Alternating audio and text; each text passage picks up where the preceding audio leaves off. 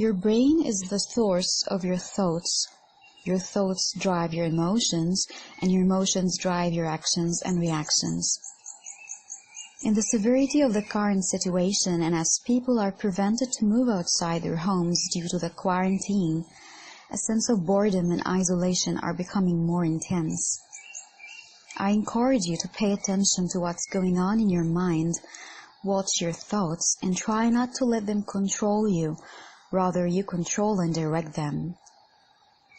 I also encourage you to train your brain and protect it from wandering and drowning in the darkness of negative emotions aroused from the shared news.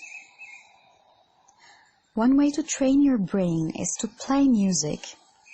Another way is using mind tools and applications that can help you train your focus and attention, like playing mind games. I will post some useful links in the comments below.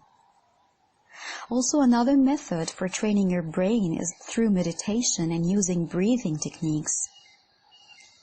Daily Meditation podcast by Dr. Mary McLean is a very useful source I use that can help you practice those techniques to breathe, control your fear, depression, and anxiety. I will share with you 2 stories that reveal how a mind that was built strongly and trained well can remain intact and never collapse in times of crisis. The story I will share with you in this audio file is about Dr. Edith Broome. Dr. Edith was born in Hungary in 1889. She was a medical doctor by training. Later she married and lived in England, where she became a British subject. In 1947, Dr. Broome went to Hungary as a freelance correspondent in Budapest. As she used to translate books from English to Hungarian, at the time she was seeking to leave Hungary, she was falsely accused of being a spy for the British government. By that time, she was in her 60s.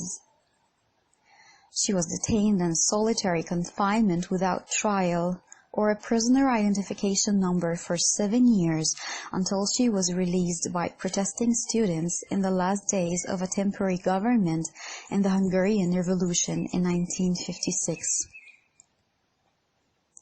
Solitary confinement was meant to help prisoners to face their sense of guilt and repent.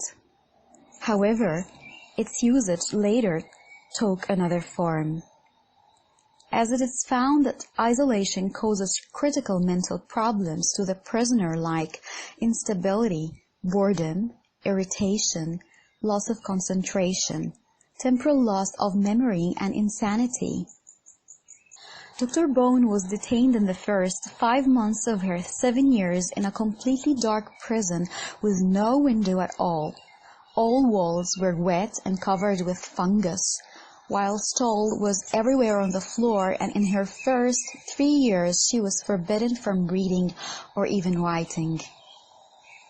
In the midst of all these gloomy circumstances, instead of having self-pity or fall into the snares of dejection, she developed a series of mental exercises, including mind puzzles in geometry, vocabulary in the 6 languages she knew, reciting poems and translating them in her mind.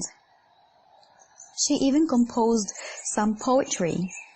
She also mentally reconstructed the plots of all the books she had read.